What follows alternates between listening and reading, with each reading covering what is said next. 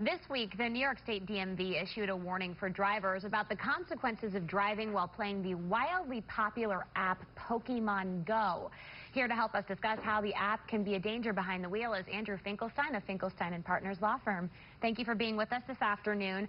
All right, we know there's a lot of forms of distracted driving out there, but how do apps like Pokemon Go differ from forms such as changing the radio? So there's several types of distractions when you're driving. Physical distraction and executive functioning distraction. When you're not thinking about what you're doing, there's an opportunity for distraction.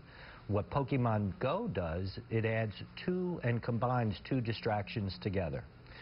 The visual distraction of looking at it, physical distraction of holding the PDA in your hand, and also the executive functioning. So the combination of those three distractions make it for an opportunity for catastrophic events. And you already mentioned to me earlier that we've seen crashes as a result of Pokemon Go across the country, including in Syracuse.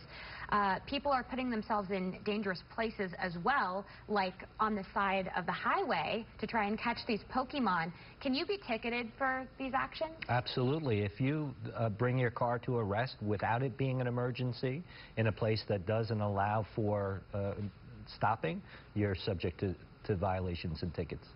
And we know people are walking all over the place to try and catch Pokemon. Pedestrians are walking. If somebody walks into traffic, gets hit, is this just the driver's fault, or can that Pokemon player also see some sort of citation?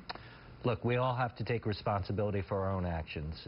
If people do stupid things and they walk into roads without paying attention, they're going to be accountable, and they won't be able to hold the operator of a vehicle accountable if they step right in front of it. We are living in a lot of alternative reality. We can't get behind the wheel and think it's a carnival game.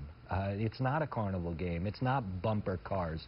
This is real life. Real lives are at stake, and people have to remove themselves from this alternative reality when they take on the responsibility of operating a car or walking in traffic. Real quickly, I want to get this in.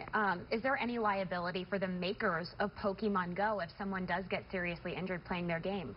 I don't believe so. I'm sure we'll see some creative lawyers attempting to bring such lawsuits, but at the end of the day, it's the individual who's choosing to use that app when they're using it and operating the vehicle. They have warnings. They explain to people you should not and cannot use it during the operation of a vehicle, and if people make the bad choice, they're going to be personally responsible. Catch Pokemon at your own risk, folks. Thank you so much, Andrew.